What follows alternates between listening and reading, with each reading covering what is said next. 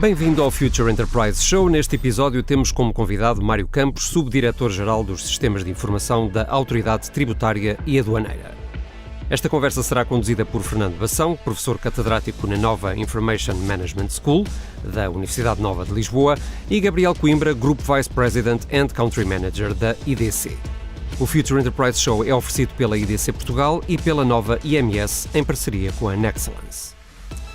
Bem-vindos a mais um episódio do Future Enterprise Show, uma iniciativa da IDC em parceria com a Nova IMS, com apoio da Nexcellence, um programa que pretende discutir os principais temas relacionados com o futuro das organizações numa economia cada vez mais digital. E Future Enterprise, ou Organização do Futuro, ou a Empresa do Futuro, é a visão da IDC, é a framework da IDC para aquilo que é uma organização preparada para o futuro, uma organização que se quer resiliente, ágil e capaz de inovar numa economia cada vez mais digital. Cada episódio temos uma conversa com uma personalidade que acreditamos que esteja ou a transformar, ou a criar, ou a contribuir para o ecossistema de transformação digital em Portugal. E hoje temos mais um convidado muito especial, responsável, enfim, por uma das grandes máquinas da nossa administração pública, que tem feito, enfim, um caminho brutal em termos de sofisticação tecnológica, mas para apresentá-lo tenho aqui comigo o meu amigo e co-moderador, o Fernando Bação. Fernando, força. Obrigado, Gabriel, bem-vindos. De facto, hoje temos um convidado muito especial, o Mário Campos, que é subdiretor-geral da área de sistemas de informação da Autoridade Tributária. Mário, antes de mais, muito obrigado por teres aceitado o nosso convite para estar aqui hoje connosco e falar um bocadinho sobre este tema da transição digital. A primeira pergunta é uma pergunta frequente que fazemos a muitos convidados. Tem que ver com a tua carreira. Tens uma carreira já longa, não é? Começaste na área da consultoria, na antiga Anderson Consulting, agora Accenture, depois passaste para a Deloitte, depois para a banca, para a Caixa Geral e agora, desde 2016, estás na Autoridade Tributária. Aliás, um dos postos, como estávamos a comentar há pouco, mais visíveis, ou seja, se alguma coisa corre mal nos sistemas de informação da Autoridade Tributária, toda a gente sabe. Portanto, é obviamente um cargo com enorme responsabilidade. Ao longo desta tua carreira, qual é que tu achas que é, assim, digamos assim, a característica ou qualidade mais marcante que sentes que mais contribui para este progresso na tua carreira profissional? Qual é que é aquilo que parece que caracteriza mais como profissional e te ajudou a chegar a este nível? Muito bem. Antes de mais, agradecer o convite à IDC, à Nova IMS, e a oportunidade de partilharmos aqui um bocadinho, um tempo para discutirmos, para falarmos, para fazermos aqui alguma reflexão sobre isso que é o Future Enterprise e olhando na perspectiva, obviamente, da Autoridade Tributária também para essa perspectiva de futuro. Em relação à qualidade, falar em qualidades na primeira pessoa é uma coisa sempre complexa. Talvez eu preferisse abordar a questão pelo lado da atitude perante esse percurso. Talvez mais importante do que o próprio percurso é aquilo que fazemos com ele, ou aquilo que fazemos durante o seu percurso. E eu diria que há alguns aspectos que, de facto, podemos dizer que caracterizam essa atitude. Desde logo, a valorização do momento. Eu acho que temos que olhar para cada momento com a responsabilidade, sempre com a máxima responsabilidade. E sempre com a máxima responsabilidade, independentemente daquilo que é o momento. Quer seja um momento de uma missão completamente simples ou de uma missão completamente edificante. E se olharmos para ele com esse nível de responsabilidade, com esse sentido de responsabilidade, eu penso que acertaremos umas vezes, falharemos outras, mas seguramente tiraremos para nós e desse momento aquilo que melhor ele tem para nos dar, ou uma lição aprendida, ou um sucesso para festejar. Acho que esse é um aspecto.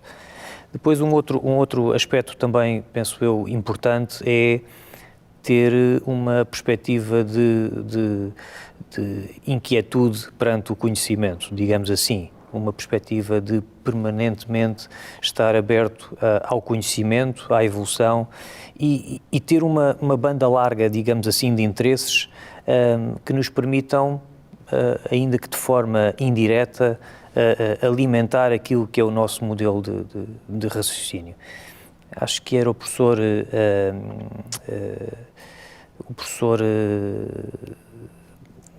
está-me agora a faltar o nome, o professor do Porto, médico, peço desculpa, agora não me lembro, que dizia que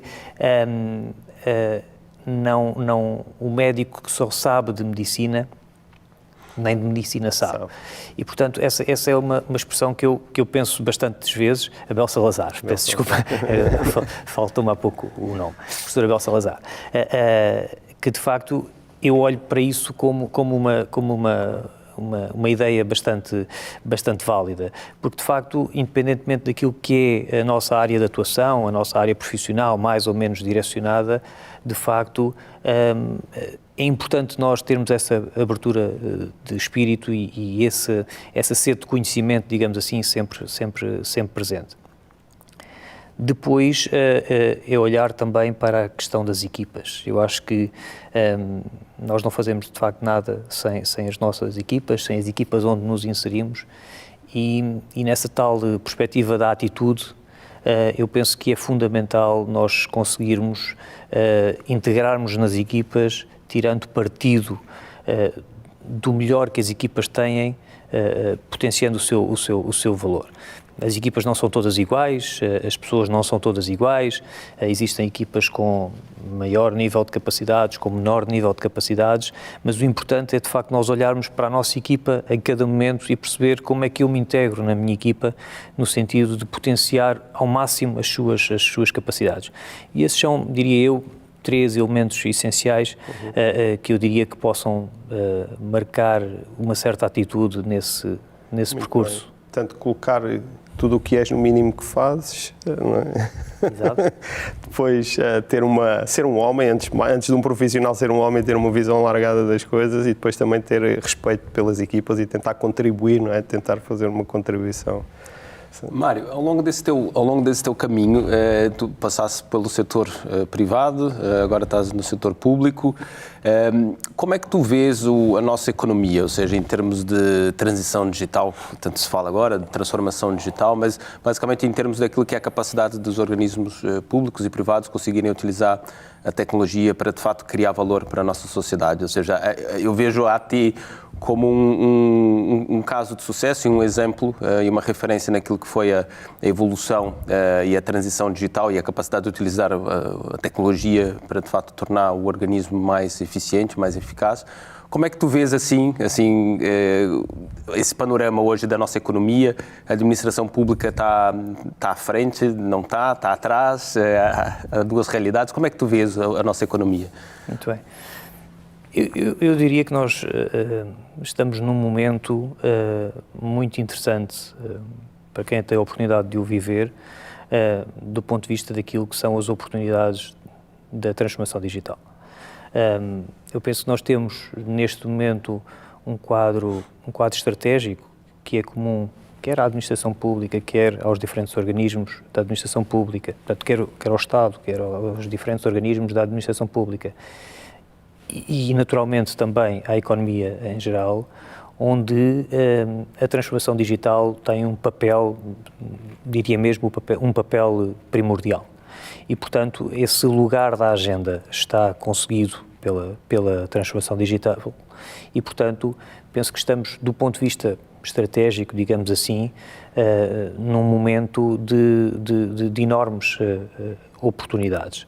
Depois, a tecnologia também nos ajuda imenso. Neste momento, as oportunidades de utilização da tecnologia são enormes e, portanto, não é o fator de bloqueio àquilo que é uma abordagem de transformação digital mais disruptiva, chamemos assim, daquilo que é o nosso modelo de sociedade e de organização das organizações e das empresas.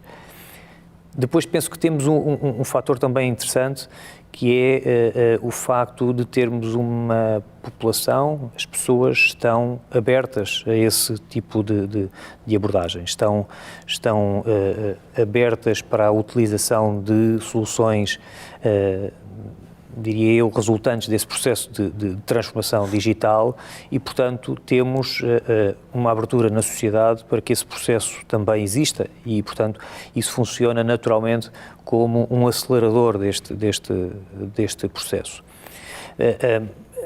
A forma como tivemos que, mais recentemente, durante este ano que passou, a reagir às questões relativas à pandemia, eu diria que não criaria, eu não o classificaria efetivamente como um verdadeiro processo de transformação digital, mas pelo menos de reação digital, e digo de transição digital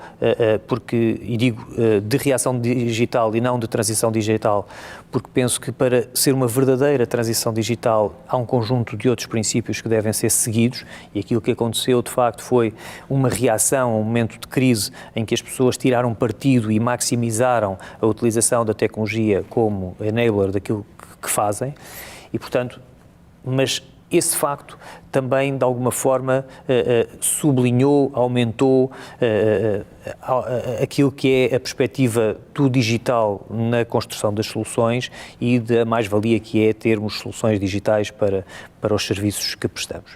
E, portanto, dito isto, acho que estamos num momento em que, estando no caminho certo, temos uma perspectiva da transformação digital efetiva, olhando para a palavra transformação nesta expressão transformação digital como talvez a palavra mais importante. Eu costumo sublinhar, de facto, a questão da palavra transformação, porque é sobre ela que nós devemos assentar este processo. Eu acho que nós temos, sobretudo, que ter, e na autoridade tributária temos seguido essa orientação estratégica, de ter um pensamento digital que implica que nós nos foquemos nas pessoas a quem nos dirigimos, nas empresas a quem nos dirigimos, naqueles a quem são os destinatários dos nossos serviços, e pensemos no seu caso. Pensemos naquilo que é o serviço que lhes devemos prestar e aquilo que são as suas expectativas em termos do serviço que a administração fiscal deve fornecer aos seus contribuintes. E, portanto, pensar digital é pensar no outro, é pensar no foco no serviço, é pensar muito na simplificação. O fator simplificação é um fator essencial na construção do pensamento digital, e aquilo que eu sinto, quer na autoridade tributária, quer noutros organismos da administração pública que tenho a oportunidade de percepcionar, de acompanhar, é que este pensamento, esta estrutura, esta matriz de análise para o processo de transformação digital começa a fazer este caminho. E se o fizermos, penso que estamos, de facto, no caminho certo para aproveitar as tais oportunidades, o tal momento essencial de potenciarmos muito aquilo que é o processo de transformação digital, diferente daquele que é um processo de digitalização dos processos ou de introdução, pura e simplesmente, de tecnologia para a resolução dos problemas conhecidos. Não, há aqui um tema que acho que focaste e parece-me que faz todo sentido, que é o tema do foco no cidadão, no utente, não é? Pensar como simplificar a vida, e acho que a IAT fez bem esse trabalho. Vejo que alguns outros organismos públicos também o fizeram e estão a fazer, mas ainda há aqui um longo caminho, e para que se consiga de fato para se conseguir de fato ter aqui uma visão centrada no cidadão, para que depois consiga dar o tal salto para criarmos ou seja, entendermos a jornada do cidadão como um todo e haver tal interoperabilidade entre os vários organismos. Para quando essa interoperabilidade? Quando é que achas que vamos ter aqui um momento em que todos os organismos vão estar prontos para prestar um serviço integrado ao cidadão? Tens assim... assim, apostas numa data? Bem, datas eu diria que tenho alguma dificuldade neste momento de colocar aqui uma data que depois fosse muito credível em relação a esse objetivo, claro, a esse desidrato. No entanto, aquilo que de facto nós temos que olhar é que na administração pública, não é? Nós temos vindo a fazer um caminho muito grande desse ponto de vista da interoperabilidade entre os sistemas, entre os diferentes organismos. A autoridade tributária, pela natureza da sua função, tem muita informação, não é? Que de alguma forma é muito útil ou é necessária, em alguns casos, para outros organismos cumprirem a sua missão. E, portanto, o nosso papel vai muito mais para além daquilo que é o cumprimento da nossa missão enquanto autoridade fiscal. Assumimos muitas vezes esse papel de hub de informação também em relação a outros organismos públicos, e esses processos de interoperabilidade têm vindo a ser construídos ao longo do tempo e, portanto, há de facto um caminho que se está a percorrer nesse sentido. Naturalmente há aqui sempre, e nós temos que depois perceber que há vários pilares deste processo, onde naturalmente o quadro legal, o quadro legislativo também tem que acompanhar aquilo que é a velocidade que a transição digital prevê e aquilo que é a necessidade de dar resposta num determinado tipo de abordagem, que é uma abordagem baseada no tal pensamento digital e, portanto, tudo isto tem que jogar em conjunto, tem que haver, de facto, um nivelar de todos os organismos da administração pública no mesmo patamar de evolução tecnológica, de evolução do processo de transformação digital, mas penso que muito caminho tem sido feito e nós somos, de facto, um parceiro ativo nesse caminho e contribuintes ativos para esse processo. Mário, duas perguntas numa. A primeira é, em relação à questão da transição digital, do foco no cidadão, digamos assim, que eu penso que é um ponto muito relevante e que eu penso que a administração em geral, a administração pública está muito consciente dessa necessidade de facilitar as coisas, de simplificar os processos e tudo isso. Achas que isso é viável com, digamos, a linguagem que nós utilizamos? O meu exemplo é, se eu for ao site do meu banco, eu tenho uma linguagem que para mim é completamente clara, é português normal. Se eu for à Segurança Social ou à Autoridade Tributária, tenho conceitos que eu próprio não entendo. E imagino que haja milhões de portugueses que têm muita dificuldade em entender. Achas que esse tema é um tema relevante? Ou seja, digamos, a tradução dos conceitos de legislação, pode haver aí espaço para simplificar, para melhorar, para fazer uma comunicação mais simples com o cidadão?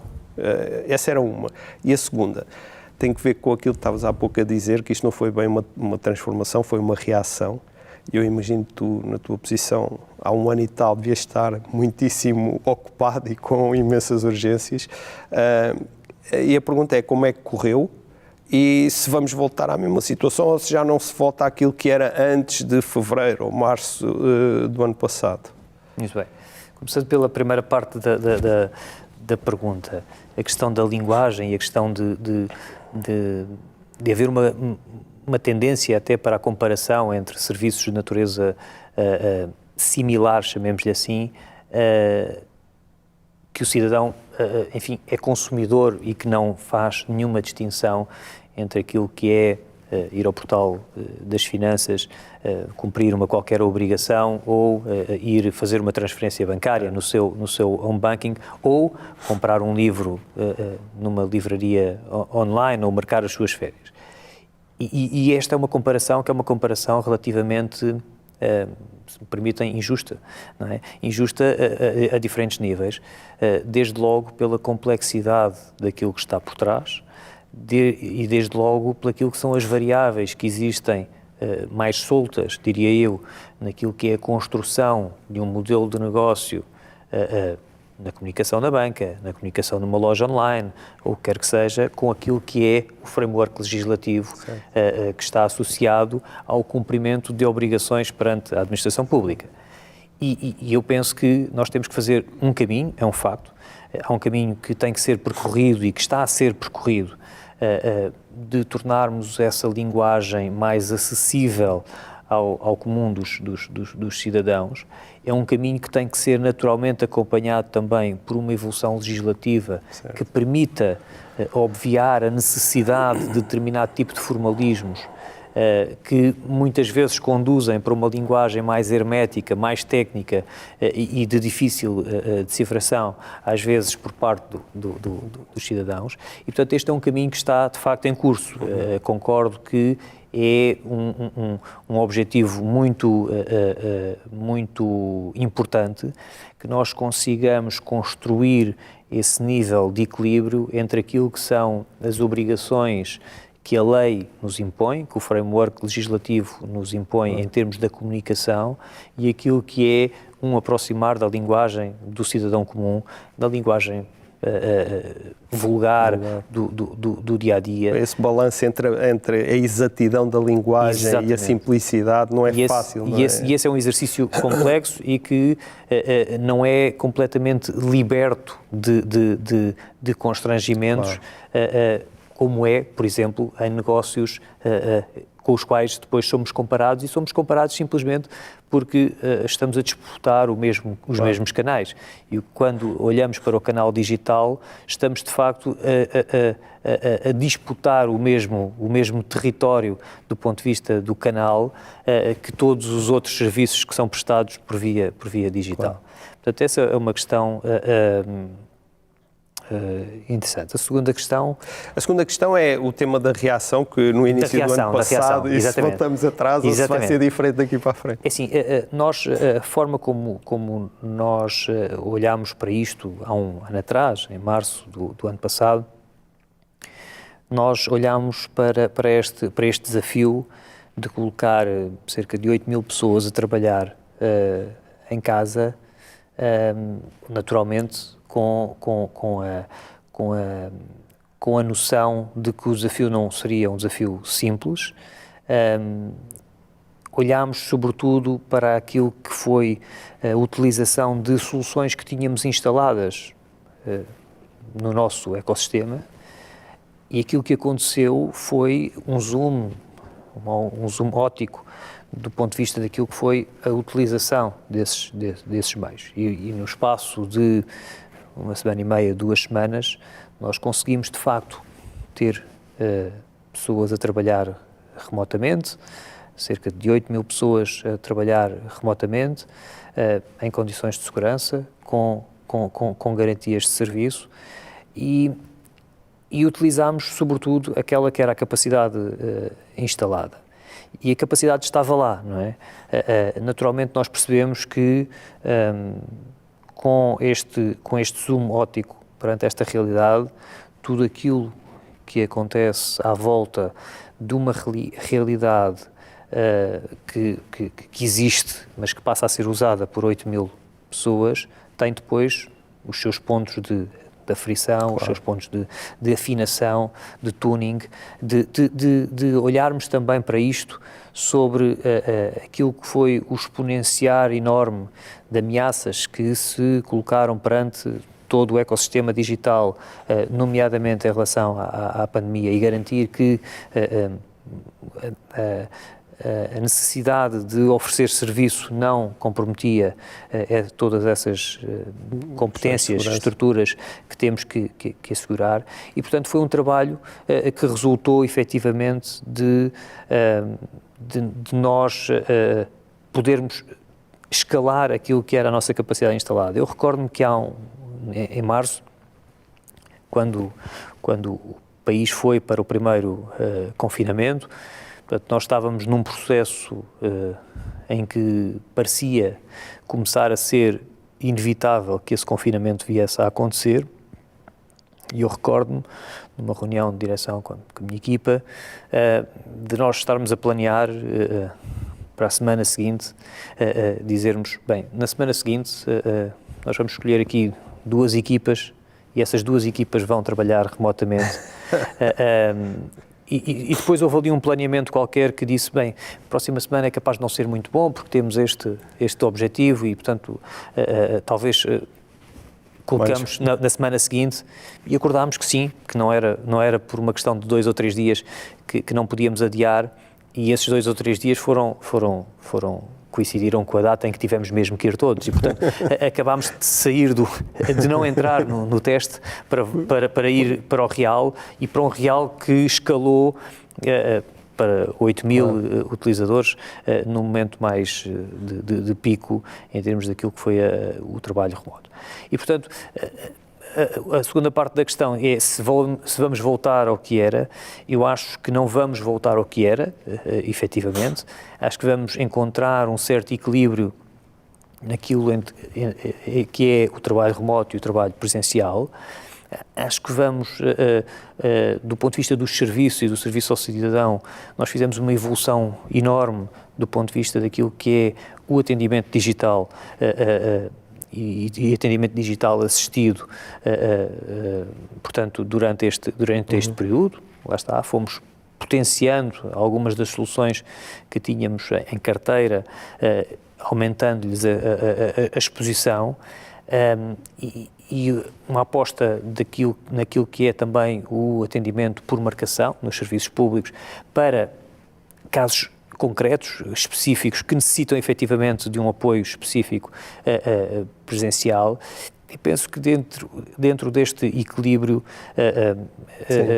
encontraremos um novo modelo de organização das nossas tarefas, entre aquilo que são, e portanto há aqui também depois perceber que uma organização como a Autoridade Tributária tem uma componente que é mais visível, talvez para o exterior, que são os serviços públicos abertos ao público, mas depois tem também os serviços centrais que suportam esses mesmos serviços, e portanto há aqui talvez modelos distintos que têm que ser adequados a estas realidades distintas, mas seguramente eu diria que o modelo 100% presencial e nos serviços, o serviço como era conhecido, provavelmente não voltará.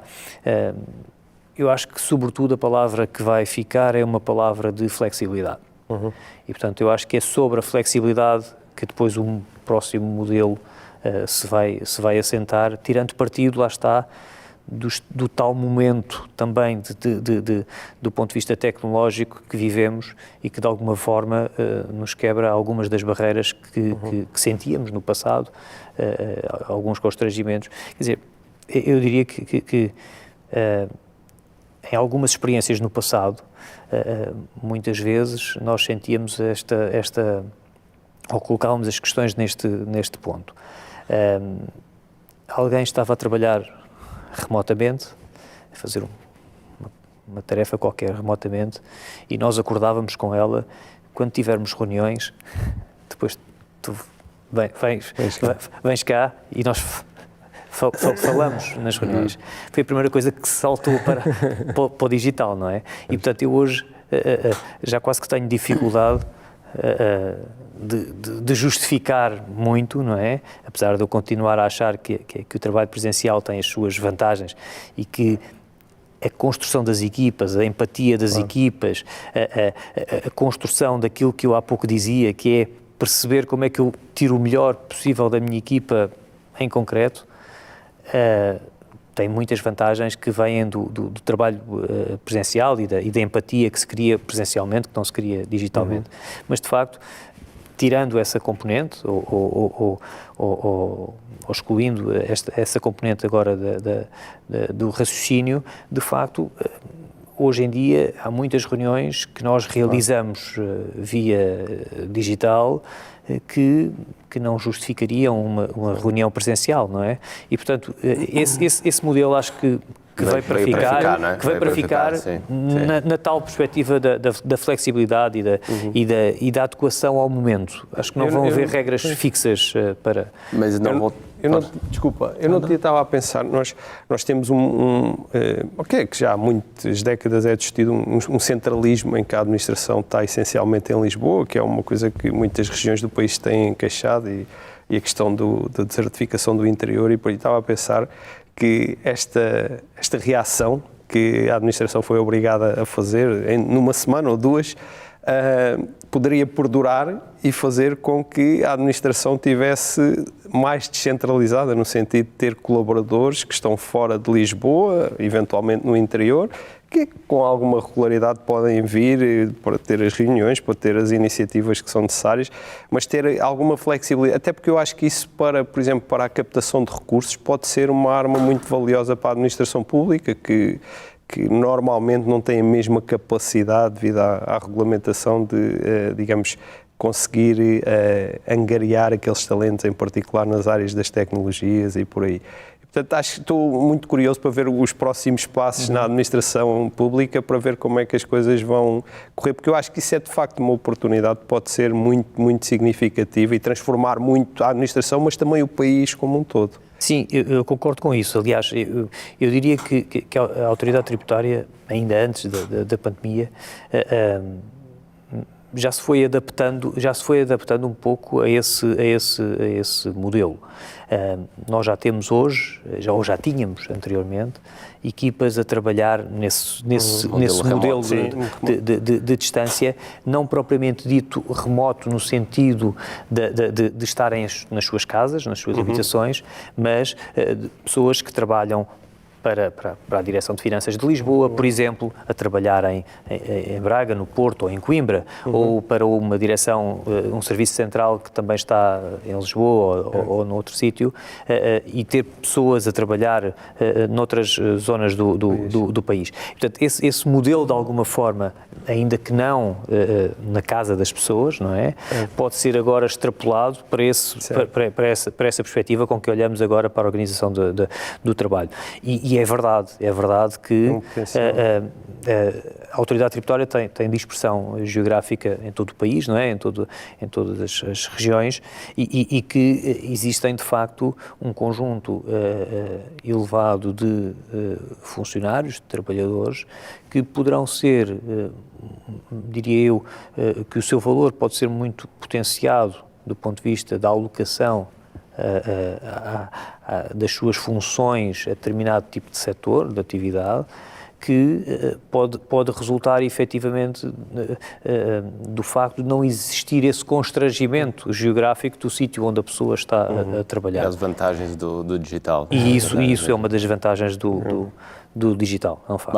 Mário, falasse aqui logo no início, no fundo, aquilo que foi, enfim, alguns aspectos-chave para aquilo que foi a transição e a transformação digital da AT, ou seja, falasse em estratégia, falasse a importância das equipas, dos processos, da própria adoção tecnológica, e olhando agora especificamente para a tecnologia, e olhando aqui para o tema que é mais, enfim, que é o tema que está, que é o hype, hoje falamos da inteligência artificial, do machine learning.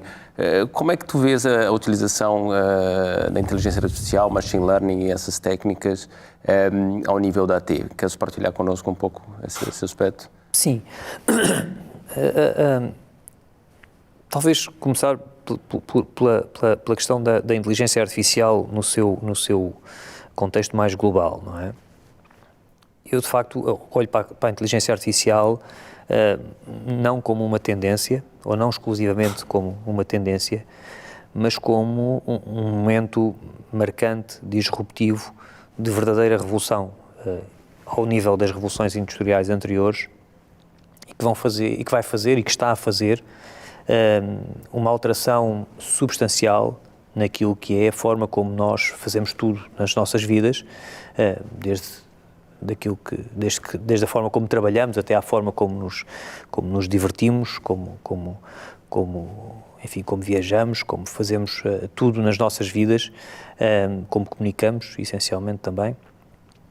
E isso é um marco que não há volta a dar, diria eu. Nós estamos perante um momento de charneira na nossa sociedade, e um momento que deve ser encarado como uma base de partida sobre a qual nós vamos olhar para o futuro e olhar para a forma como vamos construir este processo de transformação digital assente nestas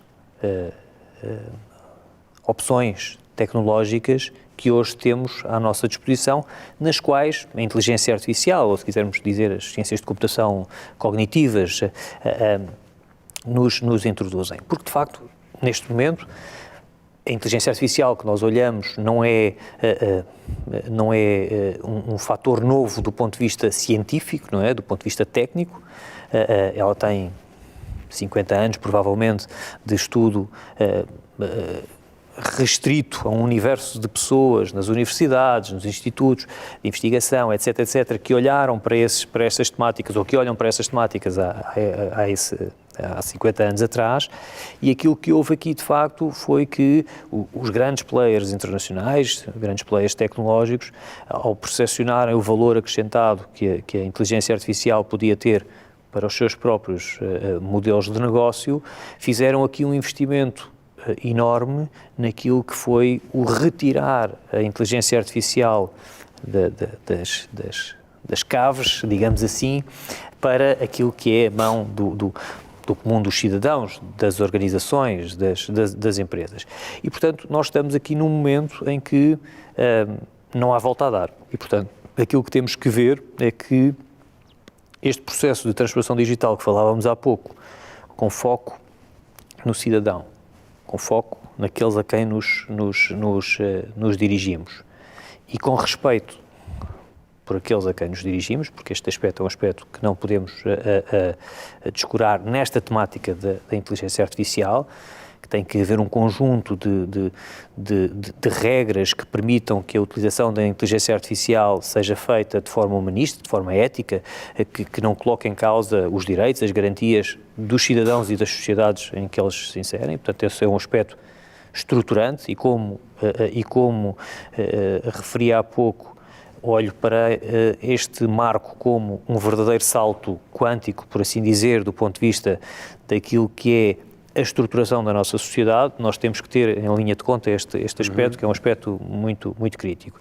E depois é olhar para a inteligência artificial como a ferramenta. E, portanto, o processo de transformação digital, sempre que puder tirar partido de inteligência artificial, de abordagens cognitivas à computação, acrescentando aqui valor àquilo que é a informação, que é outro fator essencial neste processo. Nós hoje produzimos informação como nunca produzimos na história.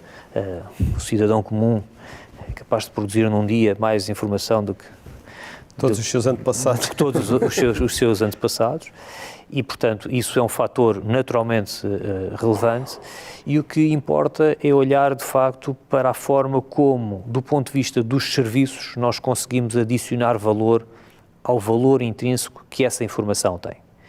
E eu acho que a inteligência artificial ajuda muito a adicionar muito valor àquilo que é a informação.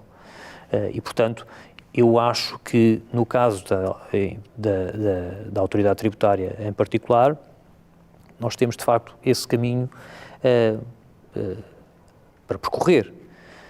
Nós temos vindo a pilotar soluções, a fazer provas de conceito, a fazer alguns exercícios de reflexão, digamos assim, interna, em termos daquilo que é a utilização da inteligência artificial no tal contexto de adicionar valor ou de retornar serviço na proporção daquilo que é a informação que recebemos, naquilo que eu às vezes chamo um ciclo virtuoso, em que nós recebemos informação e devolvemos serviço com valor acrescentado com base nessa informação. Eu acho que a inteligência artificial tem aí um papel muito interessante. Agora, é importante fazer aqui um upscale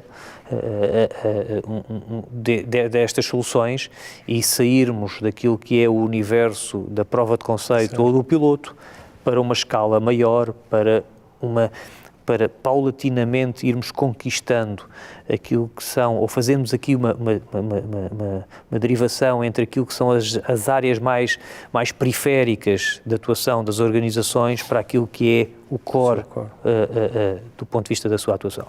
E, portanto, acho que há aqui uma enorme oportunidade, é uma oportunidade que tem que ser vivida com consciência crítica e consciência ética do ponto de vista da sua utilização, mas, de facto, um enorme potencial na medida em que o valor que pode acrescentar ao valor existente nas organizações por parte da informação é, de facto... Mário, não queres adiantar datas, já percebi. Né? Quando é que a inteligência artificial vai estar no core da AT?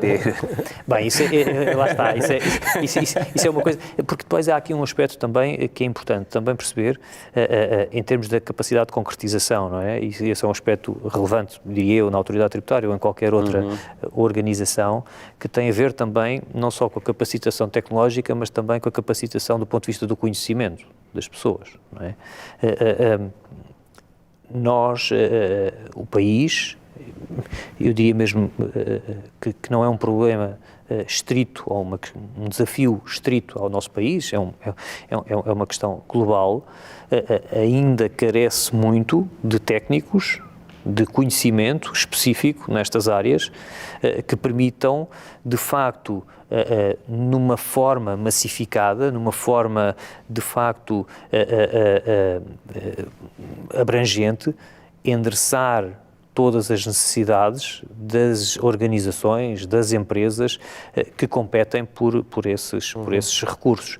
E, portanto, também há aqui, naturalmente, na tal perspectiva estratégica da transformação digital, de apostar muito nas questões da capacitação, do conhecimento e, com isso, poder também, através das pessoas, alavancar aquilo que é a tecnologia. Eu acho que há aqui um caminho também muito importante, porque nós, de facto, temos que fazer esse raciocínio, não é? Porque esse raciocínio, como eu há pouco referia, resulta do facto de nós olharmos, ou pelo menos de eu olhar para esta questão da inteligência artificial como um salto transformacional, um salto ao nível de revoluções industriais e, portanto, nós temos que nos preparar do ponto de vista dos nossos skills para lidar com essa nova realidade e ter a capacidade efetiva de entregar valor, de entregar projetos, de ganhar confiança também, daqueles a quem nos dirigimos quando temos abordagens mais disruptivas do ponto de vista da transformação digital. Ainda há aqui um caminho de aprendizagem para garantir a correta utilização para para o cidadão, para o utente, para a nossa sociedade em geral. Exatamente. E a criação, sobretudo, de uma confiança que resulta desse caminho de aprendizagem entre aqueles que fornecem o serviço e aqueles que são consumidores do serviço. Mário, estamos aqui a chegar quase ao fim do nosso tempo, mas ainda há 2 ou 3 perguntas que gostava de fazer, se conseguires responder rapidamente, agradecia-te muito, estavas a falar dos skills e das competências em geral. Como é que a AT, olham para o tema da relação com as universidades e até com a relação com o ecossistema de startups? Ou seja, vocês estão atentos, é uma coisa que acham que, digamos, potencialmente pode ser relevante para você? Como é que encaram estes 2 temas? Bem, eu acho não só relevantes como fundamentais. Eu sou muito defensor daquilo que é a criação de ecossistemas, na perspectiva em que os ecossistemas possam, enfim, ser úteis para todos os organismos que participem nesses ecossistemas, e acho que existe, quer no caso da relação da administração pública, da autoridade tributária em particular, com as universidades, quer com as startups, uma relação que é de facto uma relação de win-win em relação, enfim, aos objetivos de ambos os polos, digamos assim. Eu diria que do lado das universidades existe um objetivo muito concreto, que é a importância de incorporar conhecimento, tal conhecimento que muitas vezes ainda só está ao nível das universidades, ainda só está ao nível da investigação, transformá-lo em algo disponível enquanto serviço para os cidadãos e para as empresas. E, portanto, esse caminho é um caminho que me parece extremamente útil. É também extremamente útil do ponto de vista daquilo que é a integração de pessoas na sua relação com a administração pública, e quando falamos de pessoas, as pessoas das universidades, haver uma maior aproximação à administração pública, até mesmo para a questão da captação de talentos que a administração pública precisa, e portanto a incorporação desses talentos por via dessa aproximação é um fator também muito relevante. Acho, contudo, que é importante que ambas as partes, administração pública e universidades, alinhem um pouco aquilo que são as suas expectativas em relação a essas relações. Digo isto porquê? Porque muitas vezes a preocupação da universidade, do investigador, de alguém que quer escrever um paper científico, está 3 ou 4 passos à frente daquilo que é a preocupação da organização, que o que está preocupada é na implementação de um projeto em concreto que tira partido de algo que o investigador escreveu há 2 anos. E muitas vezes este lapso temporal entre o percurso de quem está a olhar para o lado da investigação e o percurso de quem está do lado das organizações, das empresas, e que no terreno quer consolidar aquelas ideias em produtos, em soluções finais, tem que ser às vezes afinado. Em termos desse diálogo, dessa partilha que se estabelece entre as universidades e as organizações públicas, e no caso particular a autoridade tributária.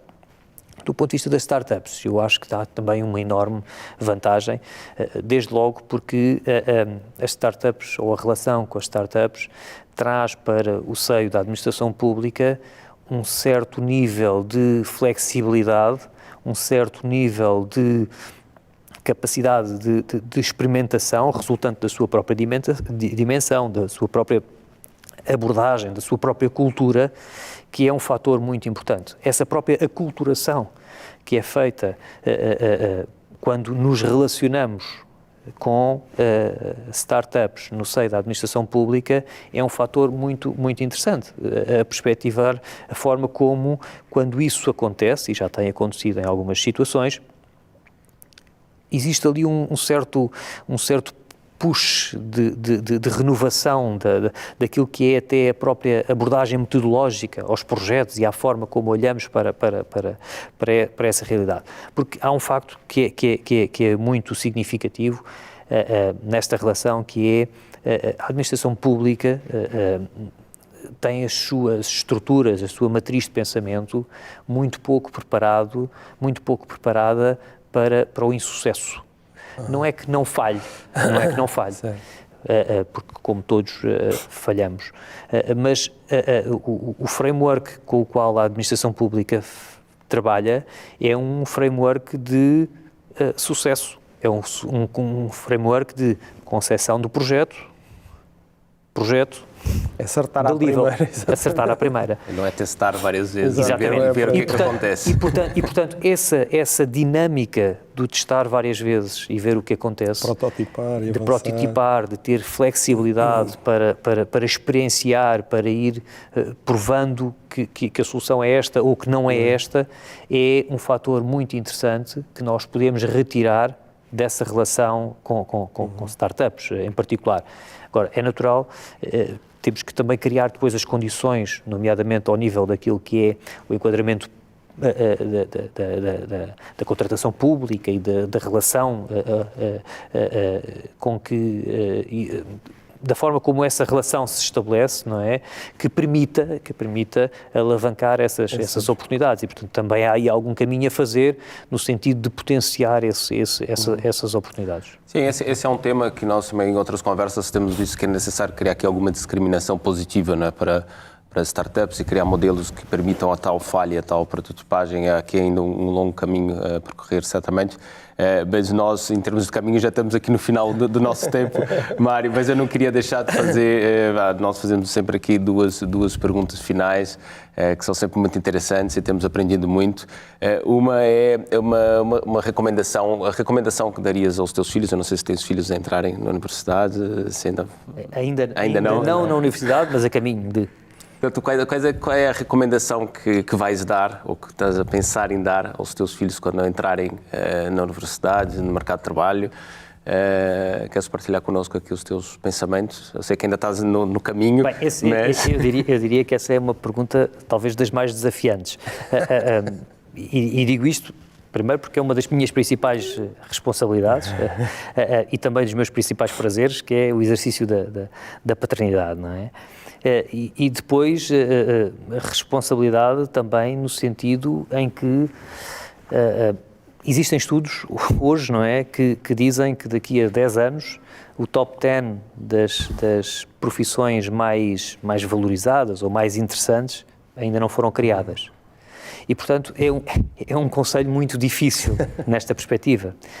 E se nós pensarmos bem, não é? Se nós pensarmos bem em toda esta alteração que falámos há pouco, resultante da tal revolução de que estamos a assistir, é fácil perspectivar que essa dinâmica da criação de novas profissões e de novos caminhos profissionais exista. E, portanto, eu diria que, enquanto conselho, talvez o conselho principal seja o de adotar uma postura de conhecimento permanente, de flexibilidade, de capacidade de aprender a aprender e, sobretudo, de ter uma mente de banda larga, digamos assim, que permita adequar aquilo que são as suas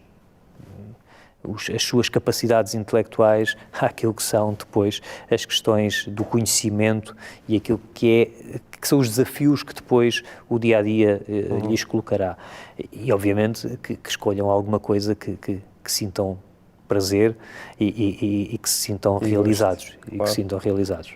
Olha, Mário, agora é mesmo a última pergunta. Nós pedimos a todos os nossos convidados para nos sugerirem 2 livros. Podem ser... tenham tido impacto pessoalmente, profissionalmente, pode ser um que tenha tido impacto pessoal, outro profissionalmente, e podem ser mais do que 2 também, não tem que ser 2. Muito bem. Bem, os livros é uma matéria que eu gosto imenso de ler. Acho que ainda é um daqueles pequenos momentos em que nós conseguimos, mais que não seja pelo exercício da leitura, retirar algum tempo em que só estamos a conseguir fazer uma coisa. Exato. Não é? Continuo também a ser ainda continuo ainda a preferir o livro físico ao livro digital e, portanto, apesar da minha tendência tecnológica na componente dos livros, mantenho essa ligação ao papel e respondendo à vossa questão em relação a conselhos de literatura, digamos, eu talvez sugerisse um livro, que é um livro que não é recente, é um livro que tem 10 anos, acho eu, da professora Mariano Mazzucato. A professora Mariano Mazzucato é uma economista americana de ascendência, ela tem dupla nacionalidade, americana e italiana. Ela é professora em Londres e faz parte da direção do Instituto para a Inovação e Serviço Público em Inglaterra. E o livro, que não é um dos mais recentes dela, que eu me refiro, é um livro que se chama O Estado Empreendedor.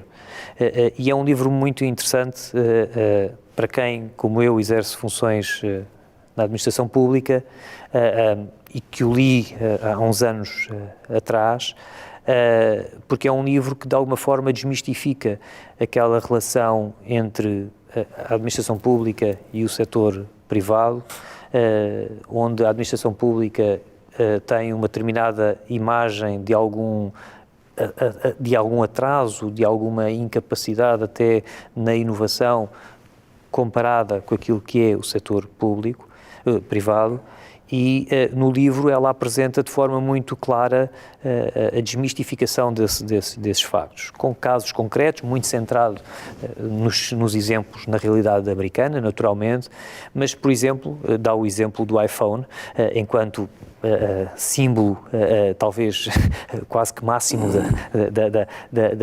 da inovação, onde ela desconstrói, do ponto de vista tecnológico, aquilo que são os componentes que existem na construção do iPhone, desde o ecrã tátil, ao GPS, ao reconhecimento de voz, que são desenvolvimentos que tiveram a sua base na investigação pública.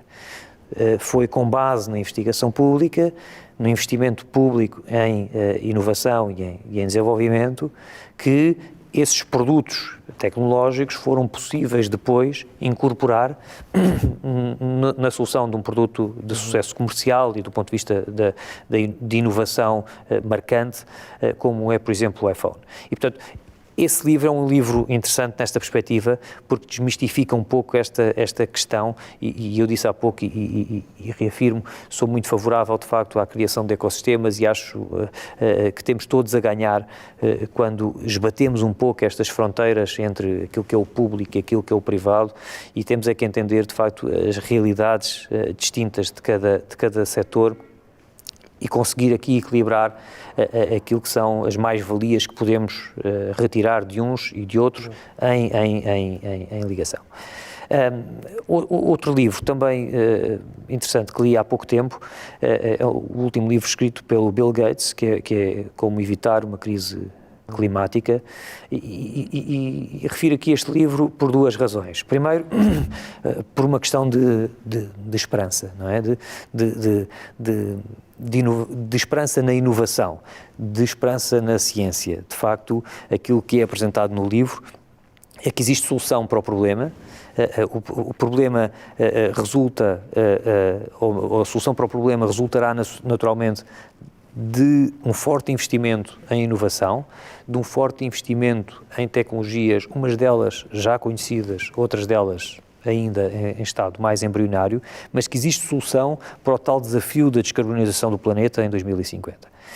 E isso resulta na tal esperança, e ao fim e ao cabo foi também aquilo que de alguma forma até me fez ir para a engenharia quando escolhi o meu curso, que era a perspectiva de achar que a engenharia poderia de facto utilizar a ciência ao serviço daquilo que era a solução dos problemas em concreto das pessoas e ter essa perspectiva, ainda que idílica, mas essa perspectiva na escolha da formação.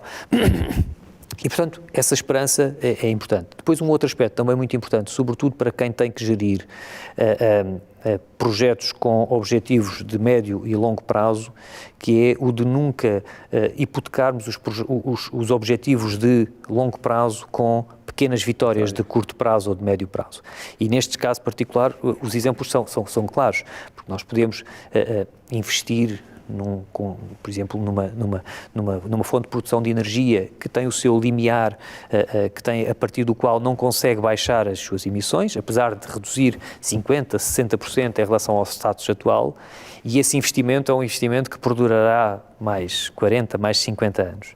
E, portanto, obviamente, se ele tem um limiar abaixo do qual não vai passar, se o nosso objetivo é chegar a zero, em 2050 nós teríamos um problema que era não conseguíamos debelar esse gap. E, portanto, há ali um ensinamento que é interessante, que é perceber que nas tomadas de decisões os objetivos de curto prazo não se devem sobrepor aos de longo prazo e, sobretudo, não devemos confundir aquilo que é o sucesso imediato com aquilo que é o sucesso de longo prazo e olhar para isto como, de facto, uma maratona e não como um sprint de rápida resolução.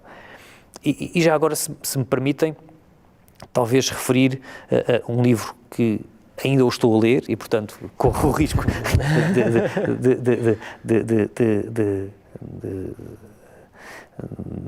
de o aconselhar nesta perspectiva de ainda o estar a ler, que é uma biografia, portanto um romance biográfico escrito pelo José Luís Peixoto, que é Almoço de Domingo, que é um livro centrado na personalidade, na biografia do comendador Rui Nabeiro, que fez este ano 90 anos, e que o refiro aqui por aquilo que ele simboliza.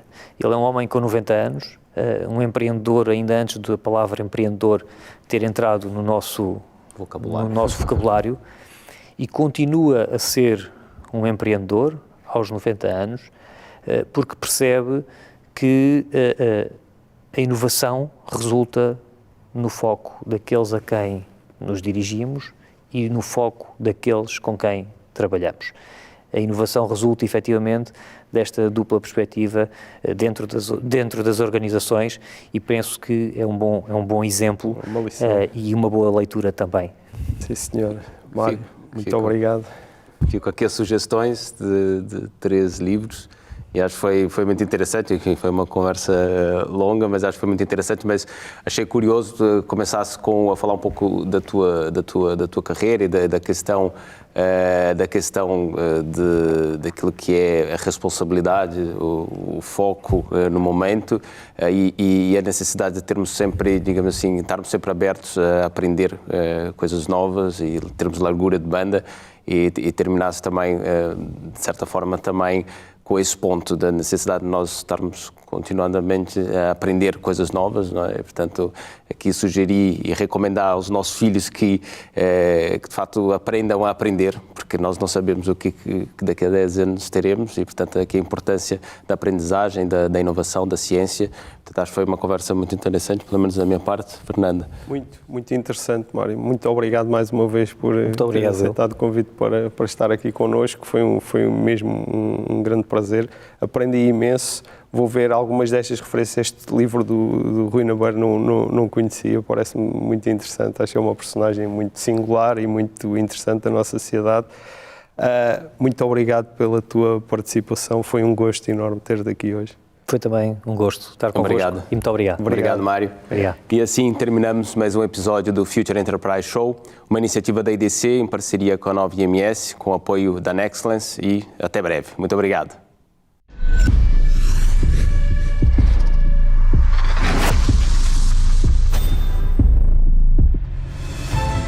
Nexcellence by Glint, uma parceria para criar o futuro digital, com respostas baseadas em experiência, com dimensão e ambição, com uma visão global e talento nas competências mais inovadoras. Nexcellence, powered by Glint. Knowledge to empower.